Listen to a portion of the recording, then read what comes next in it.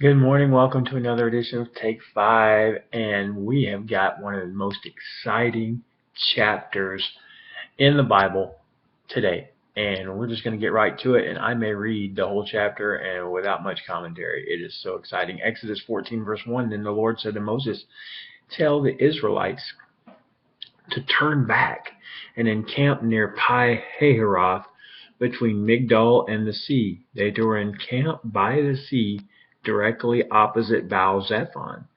Pharaoh will think the Israelites are wandering around the land in confusion, hemmed in by the desert, and I will harden Pharaoh's heart, and he will pursue them. But I will gain glory for myself through Pharaoh and all his army, and the Egyptians will know that I am their Lord. So the Israelites did this. So the Israelites actually went backwards, and what they were trying to do is draw Pharaoh out. This is God's battle plan. All right, so verse 5, when the king of Egypt was told that the people had fled, Pharaoh and his officials changed their minds about them and said, "What have we done? We've let the Israelites go and have lost their services." So he had his chariot made ready and took his army with him. He took 600 of the best chariots along with all the other chariots of Egypt, with officers over all of them. The Lord hardened the heart of Pharaoh, king of Egypt, so that he pursued the Israelites who were marching out boldly. The Egyptians, all Pharaoh's horses and chariots, horsemen and troops, pursued the Israelites and overtook them as they camped by the sea near Pi-hahiroth, opposite Baal-zephon.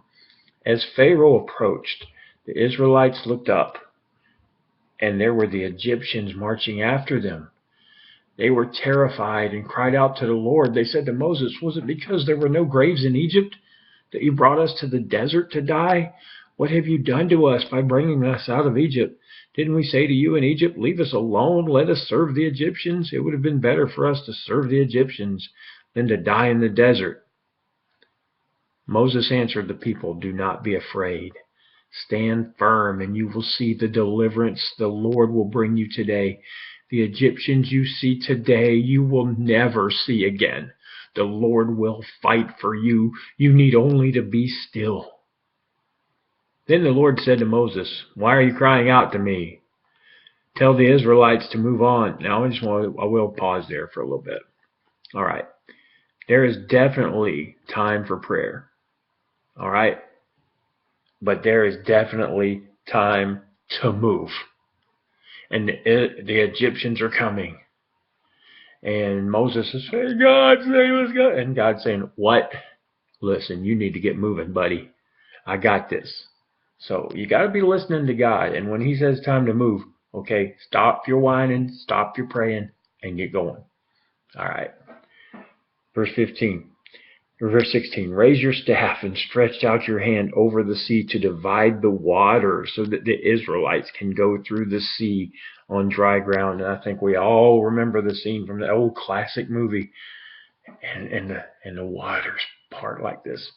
"I will harden the hearts of the Egyptians so that they will go in after them, and I will gain glory through Pharaoh and all his army, through his chariots and his horsemen. The Egyptians will know that I am the Lord when I gain glory through Pharaoh, his chariots, and his horsemen."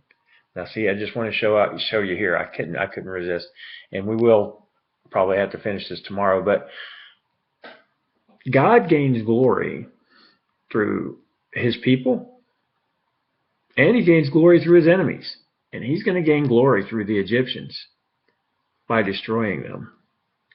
But God's going to be glorified either way.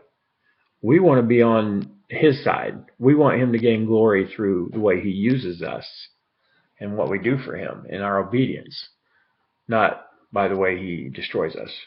All right.